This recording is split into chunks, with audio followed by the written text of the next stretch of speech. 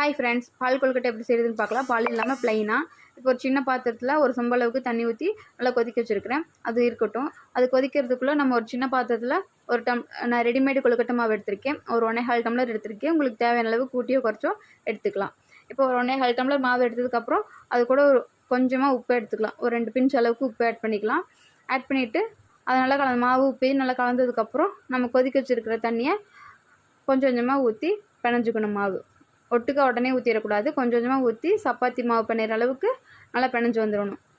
அப்படின்னா தான் வந்துட்டு சாஃப்டாக பண்ணிக்கணும். ரொம்ப கெட்டியாக பிணைஞ்சிடக்கூடாது. நல்லா சாஃப்டாக வந்ததுக்கப்புறம் அது ஓரமாக வச்சிடலாம். இப்போ வெள்ளை கரைசல் எடுத்துக்கலாம். இப்போ நான் இந்த டம்ளர் அளவுக்கு 2.25 டம்ளர் வெள்ளை எடுத்திருக்கேன்.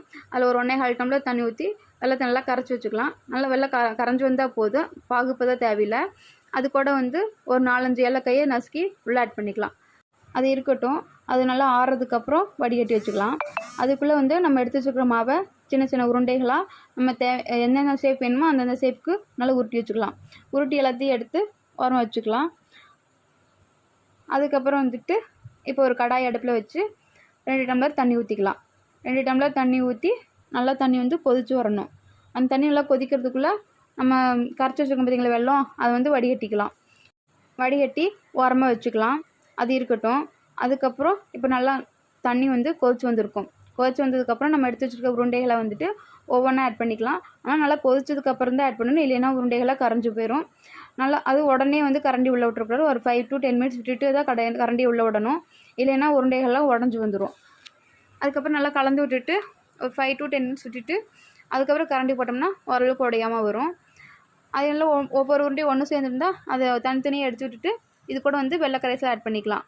இப்போ வெள்ளை கரைசல் ஆட் பண்ணிவிட்டு நீங்கள் தாராளமாக கரண்டி விட்டு கலந்து விட்டுக்கலாம். அப்போ உருண்டைகள் உடையாது, நல்லா சேஃபாக வரும். அப்போ நல்லா கலந்து விட்டதுக்கப்புறம் இப்போ இதில் ஒரு 4-5 உருண்டை எடுத்து தண்ணி ஊற்றி கலந்து வச்சுருக்கேன். அதை ஆட் பண்ணிக்கலாம். அதை ஆட் பண்ணி ஏன்னா திக்னஸ் வர்றதுக்காக அதை ஆட் பண்ணுறது.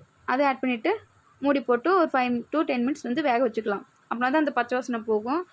அரிசி மாவோட பச்சை வாசனை போனதுக்கப்புறம் மறுபடியும் ஒரு 5 to 10 மினிட்ஸ் வச்சுட்டோம்னா நல்லா வெந்து வந்திருக்கும் அரிசி மாவு. அது கூட ஒரு 1/4 மூடி தேங்காயை திருவி உள்ளே ஆட் பண்ணிக்கலாம்.